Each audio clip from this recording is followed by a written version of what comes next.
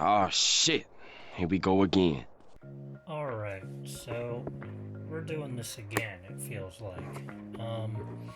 This tweet was put out on March 31st, which is the day before April Fool's Day. So when I first saw this, I was a little bit skeptical as to if I should take this seriously or not, in case it was an, out of season April Fool's Day joke. Hint, hint, if you get that reference. But yeah, it seems like we're doing this thing again where people are, for some reason, complaining that games are too hard and therefore saying that games are bad because they are too hard. I highly disagree on 2 points of this. Number one, I just don't agree games that are difficult are necessarily bad. I think you can make a game too hard and then it ends up being not fun if the difficulty feels cheap or artificial. But as long as a game is difficult but fair, I think that is where we need to stay at. And so this is obviously focusing on Elden Ring, but based on how this guy worded it, From Software, I'm assuming that he's also referring to every other From Software game that's been made in this same fashion, because From Software has done more games than just the Souls, but I'd wager they're most famous for making Souls. And the funny thing about this point coming up with Elden Ring is I actually think of all the Souls games that FromSoft has made, I think Elden Ring is actually the easiest. And there's a couple reasons why. So, I have played every Souls game, but I've only beaten Dark Souls 3, Bloodborne, Sekiro, and I'm close to beating Elden Ring, but I keep procrastinating. Demon Souls, I've played Demon Souls. I don't remember how far I got, but I've played it. Dark Souls 1, I remember playing it, and as far as I got was the last boss I remember killing was Ornstein and Smough, of which most people will tell you that Dark Souls 1 gets progressively worse after you beat Ornstein and Smough. So I guess that's the last thing that I remember doing in that game. Dark Souls 2, I played and I did not get very far because I actually hate that game. I'm one of those people that does not like Dark Souls 2 for a number of reasons. So easily my least favorite game in the series. Then Dark Souls 3, I actually love Dark Souls 3. That was the first Souls game I ever played.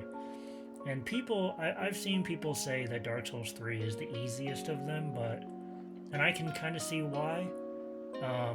Dark Souls 3 is a much more fluid and, I guess, mechanically sound game. It does have bugs and glitches that you can take advantage of, but in terms of what came before it, it's definitely more well put together. And I think that kind of adds to the level of ease when it comes to playing it. It's just a more polished game than the other two, or three, I guess. Dark Souls 1 and 2, and then Demon Souls. So it's a more polished game, and I think that makes it easier. Another thing is Dark Souls 3 gives you a lot of bonfires. Like, you get a bonfire after killing every single boss in Dark Souls 3. Even if there's a bonfire right outside the boss room, if you kill the boss, you get another bonfire right then and there. So Dark Souls 3 gives you so many bonfires that I think that can make the game feel easy because there's so many checkpoints in game that the margin for error is not very high. The game is not as punishing for killing you because there's so many checkpoints, you don't have to backtrack as often. So the bonfires are much closer together. So if you die, you don't have to make up that ground as severely as you would in the other games because there's more bonfires and they're closer together. Bloodborne is my favorite of all the Souls games. I love Bloodborne, I love the combat, I love the aesthetic, the gothic vision the game has, the enemies, the monsters, the story. I love Bloodborne, it's my favorite. I'd say Bloodborne is pretty average in terms of its difficulty. Some bosses are laughably easy, like the Witches of Hemwick, or the what are they called? The Living Failures from the DLC right before you fight Maria. But then there's other bosses in the game that are stupid hard, but still really fun, such as Maria. Obviously, she's a really good boss. She's one of the hardest bosses in the game, but she's really, really fun when you get it right. Maria is a really cool fight because it feels like a dance to be dueling with her back and forth. We're just taking turns hitting each other. The music, the way that she moves, the way that you move, like it honestly really feels like the battle with Lady Maria feels more like a dance than an actual fight because of how just graceful of a song and character she is. Orphan of Kos, definitely the hardest boss in the game, the final boss of the DLC. That dude is a mess. He's extremely hard, but really, really fun. But yeah, Bloodborne, pretty average in terms of its difficulty. I don't think Bloodborne is a super easy game, but I don't think it's super hard either. It's pretty well in the middle. Sekiro, I do believe, is definitely the hardest. Sekiro, in my opinion, is the hardest of the Souls games. If you would even consider it a Souls game, there's some people that don't because it doesn't have the word Souls in the title, and neither does Bloodborne. But then Elden Ring doesn't have Souls in the title either, but it's whatever. Of all the games in this same style, I think Sekiro is definitely the hardest, with its blocking parrying mechanic basically forcing you to learn how to block and parry, which for people like me who don't do that, it makes the game very hard, because for me, I like to just use a big shield and a big sword and heavy armor and put a lot of points into my vigor and health. So if I take a lot of damage, it's fine because I have a lot of health. But this is kind of getting back to Elden Ring and why I think Elden Ring is actually the easiest of all the Souls games.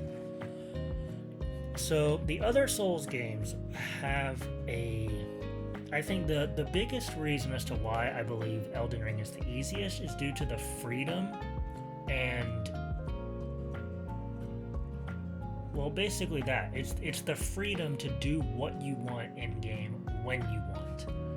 Because in Elden Ring, the first major boss of the game, technically the first major boss is Margit. However, is Margit the first boss you are going to fight? Most likely no, because Elden Ring is an open world game. It's massive. There's so many different places that you can go to.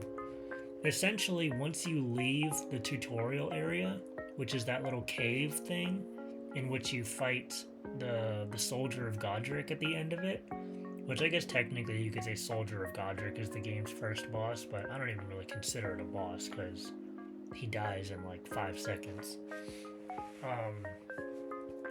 But once you leave the starting area, you're free to go just about anywhere. The only places that are really out of bounds at the beginning of the game are Lanedale Capital, so the capital city itself you cannot go, because I think you have to kill 4 other main bosses before they allow you in. And there is the snowfield up in the north that's connected to the Realm of the Giants. You can't go there either, because that's like a hidden optional area for endgame stuff only. And then there is the endgame zone that you can go to after you fight the fire giant. But outside of those instances of the snowfield, the endgame zone, Azula, and the Lanedale capital city itself, everywhere else in the game is open and you can go. This means you can spend so much time just wandering around, picking up items, killing things, earning experience, leveling up, properly building your character. You can spend so much time just bullshitting in the game before you even get to the first real boss. of which there are multiple bosses within Elden Ring. Elden Ring has a lot of bosses, but probably 90% of the bosses in Elden Ring are actually optional. The number of bosses that you have to kill to actually beat the game is like between 15 and 20. It's less than 20. There's less than 20 bosses in Elden Ring that are actually mandatory for beating the game. Most of the bosses are optional.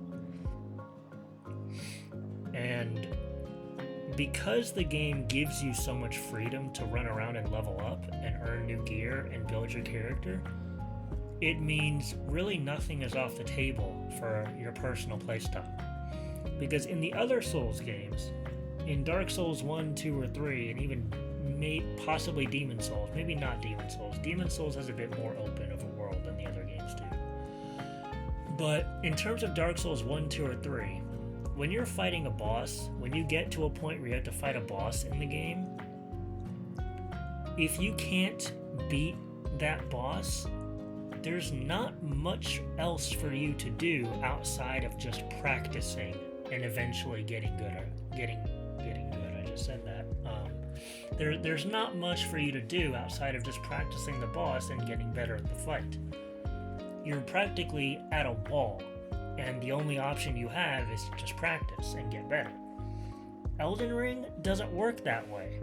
In Elden Ring, if there's a boss you can't beat, because Elden Ring is not a linear style game like the other ones kind of are, if there's a boss you're struggling on, you can just go away, do something else, do a different quest, try to fight a different boss, maybe go level up, get a new weapon, get new armor. You have so many other options of things to do if you get stuck, and anything that you do is always improving your character. So if there's ever a time that you're stuck and you don't know how to progress or you can't get through a fight, just go away and get better and then come back. Work on your character and make yourself stronger.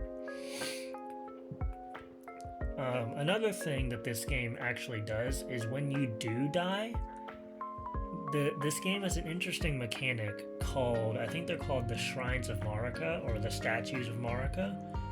These shrines or statues are oftentimes placed outside of boss rooms. So when you're fighting a boss and you die, if you've activated the shrine that's close to that boss room, after you die, the game gives you an option. Do you respawn at your site of grace, or do you respawn at the shrine you visited? And if you select to respawn at the shrine, you're respawning essentially right outside the boss room, so you can fight the boss again without having to run all the way through the level all over again. And it can make repeat fights for the same boss not be so time-consuming and less frustrating, because you can essentially just continuously fight the boss until you kill it without having to play through the whole level all over again. So this is why I think Elden Ring is actually the easiest and most forgiving of all the Souls games. However, when it comes to accessibility and difficulty are not the same thing. Difficulty is also... difficulty is a subjective word. So when a game is difficult, that means that it is playable, you can win it, but it's going to challenge you. Not everything in the game is going to be a cakewalk. It's likely going to start easy. The beginning of the game is going to be easy, but towards the end, the enemies will get harder, the puzzles will get more complex, the margin for error for messing up is going to get smaller, so you're going to have to refine your skills and constantly adapt to the challenges that the game is giving you. Because a game is difficult and progressively difficult, that doesn't mean the game is inaccessible. This is the problem a lot of people are making. Accessibility and difficulty are not the same thing. When I think accessibility options, I don't think of a difficulty slider. In my eyes, accessibility options are things like adding subtitles to cutscenes so you can read the words instead of listening to them, or having colorblind options in the game. So if there are certain colors that you can't see, or if the game itself is giving you, eye strain or eye problems, you can change the colors of the game to make it better suit your needs to make you more comfortable while playing it. Language settings, obviously. People speak different languages all around the world, and the best way for you to have a good experience of playing a game is to play the game in the language that you natively speak so you can properly understand it. So having language settings to pick whatever language you want the game to be in, that's obviously a plus. Text size is also a thing. I actually specifically remember back in 2018 when the new God of War game came out on PS4. I played the God of War, and one of my biggest complaints with the game, which there wasn't many, but one complaint that I actually really did have, is in the beginning, the text in the menus on that game was so small that a lot of times I felt like I had to sit like a couple feet away from the TV to actually read what was on the screen, because the text was so small I could barely read it from far away. Eventually they ended up patching it so you could have an option to make the text bigger, but now I think that's normal now. I think I've played a lot of games recently where you can change the text of the game to make it easier to read. As well as, on the topic of text size, not only having the ability to make the text bigger, but also put a solid color behind the text. So have like white text with a black box behind it so you can easier read it. And then another change that I've been seeing a lot of, not a lot of games, but some games been doing recently, is text-to-speech menus, where when you're navigating the main menu of a game, be it the pause screen or the start screen or any kind of settings, there's an option that you can have the game read the text to you, which I've seen a couple games do that, but still, would I personally use it? No. But is it an option to be there? Yes, sure. That is what I think of when I think accessibility, where accessibility options are not there to make the game easier to win. Accessibility options are there to make the game easier to play. Just because you can play a game doesn't mean you deserve to beat it. If you want to beat the game, you actually have to learn the mechanics of the game and practice and get good at it. Just because you bought a game does not automatically give you the right to beat it. You have to earn that victory. Accessibility does not make the game easier to win, it makes it easier to play by doing just general quality of life changes that make the game an easier experience to get through, such as subtitles or colorblind settings or language or text sizes, things like that. That is what I believe when I see accessibility, not difficulty. And are we ever going to stop having this conversation? Probably not. But is it sure as hell funny to make fun of all the people who say that Souls games are bad because they're too hard? Abso-fucking-lutely.